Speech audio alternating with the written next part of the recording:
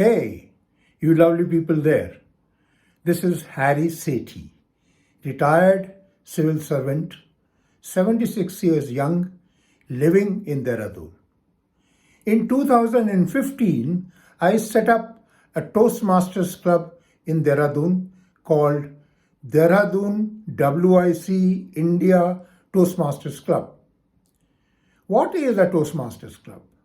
A Toastmasters Club is an institution where we come to improve our communication and leadership skills.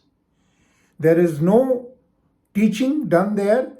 It is a club where we learn by doing.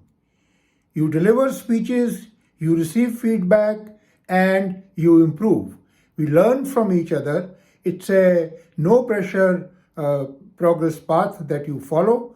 You can complete your projects at your own speed. And on 6th of August next month, we will be celebrating 8th anniversary of Dehradun WIC India Toastmasters Club.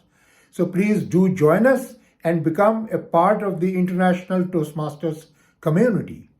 You can send me a WhatsApp message on 8077778713. I repeat, 804 times 7, 8713. See you on 6th. Bye. Take care.